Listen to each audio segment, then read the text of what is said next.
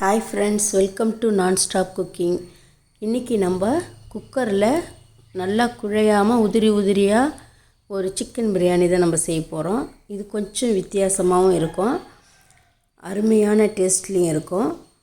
வாங்க நம்ம இது எப்படி செய்யலான்னுட்டு பார்க்கலாம்.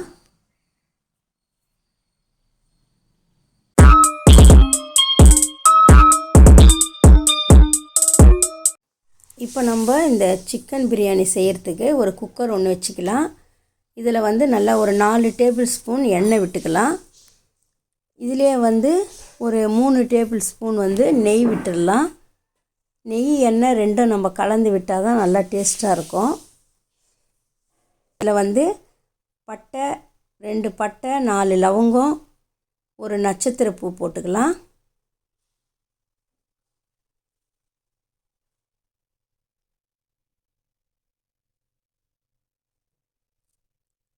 இது கொஞ்சம் நல்லா லைட்டாக செவந்ததும் இதிலே நம்ம 2 பெரிய சைஸ் வெங்காயம் நல்லா நீட்டமாக கட் பண்ணி வச்சுருக்கிறேன். அதையும் நம்ம இதிலே போட்டுடலாம்.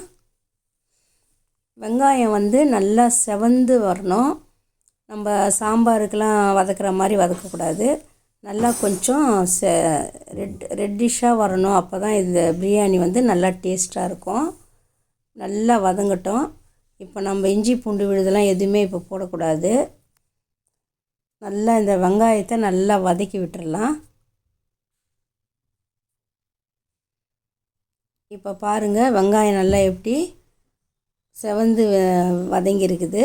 இது போல் தான் நல்லா வதங்கணும். இப்போ நம்ம 1 டீஸ்பூன் இஞ்சி பூண்டு விழுது, ஒரு 3 பச்சை மிளகாய் போட்டுடலாம். போட்டு அதோடு கூட நல்லா கொஞ்சம் லைட்டாக வதக்கிடலாம். இப்போ இதை நல்லா வதக்கியாச்சு. இதிலே நான் 4 மீடியம் சைஸ் தக்காளி பொடியாக கட் பண்ணி வச்சுருக்கேன். அதையும் அதிலே போட்டுடலாம். போட்டு அந்த வெங்காயத்து கூடவே நல்லா இதை வதக்கி விட்டுடலாம். தக்காளி நல்லா கொஞ்சம் வதங்கணும்.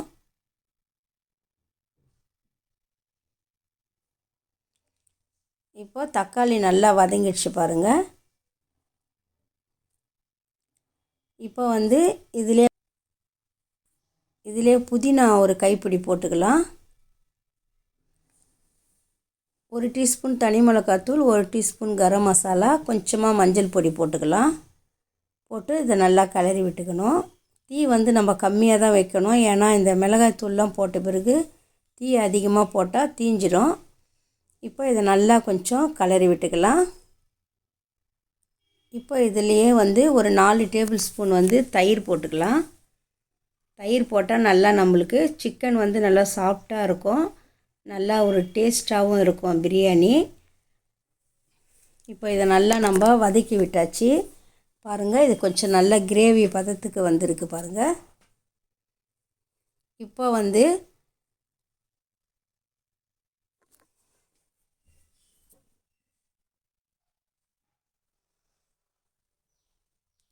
இதிலே நான் 1/2 கிலோ சிக்கன் நல்லா கழுவி எடுத்து வச்சுருக்கேன். அதையும் போட்டுடலாம். இப்போ இந்த சிக்கனில் இந்த கிரேவிலாம் நல்லா கிளறி விடணும். அப்போ தான் இந்த உப்பு காரம்லாம் இந்த சிக்கனில் பிடிக்கும். பாருங்கள், இது போல் நல்லா நம்ம கிளறி விட்டுக்கலாம்.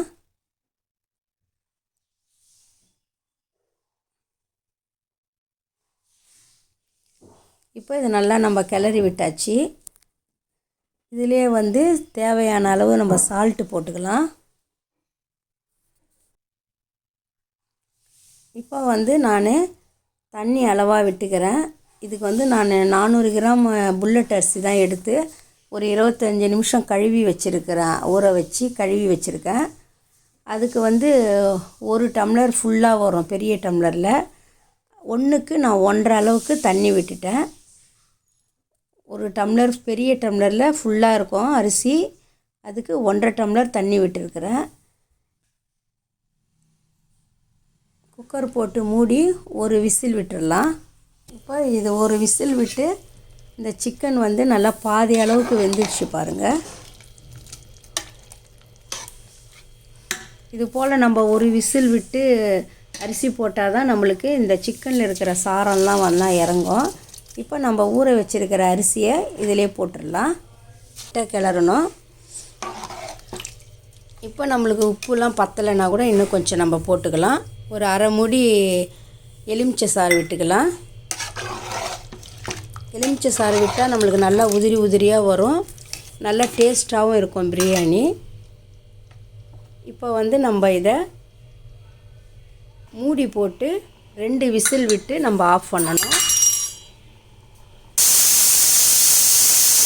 இப்போ 2 விசில் வந்துடுச்சு பாருங்கள், ஆஃப் பண்ணிடலாம். இப்போ நம்ம 2 விசில் விட்டு ஆஃப் பண்ணிட்டோம். இந்த குக்கரு பாருங்கள், நல்ல ஒரு உதிரி உதிரியான அவ்வளோ ஒரு டேஸ்டியான பிரியாணி ரெடி ஆகிடுச்சு பாருங்கள். திறந்த உடனே நல்லா கமகமன்ட்டு வாசனையோடு இருக்குது. இதே மெத்தடில் நீங்களும் செஞ்சு பாருங்கள். இது போல் ஒரு முறை நீங்கள் செஞ்சீங்கன்னா எப்பயுமே நீங்கள் இதே போல் தான் நீங்கள் பிரியாணி செய்வீங்க. அந்த அளவுக்கு டேஸ்ட்டாக இருக்கும். இதே போல் செஞ்சு பார்த்துட்டு எப்படி இருக்குன்ட்டு கமெண்ட்ஸில் சொல்லுங்கள். இந்த வீடியோ உங்களுக்கு பிடிச்சிருந்தா லைக் பண்ணுங்கள், ஷேர் பண்ணுங்கள், கமெண்ட் பண்ணுங்கள், சப்ஸ்கிரைப் பண்ணுங்கள்.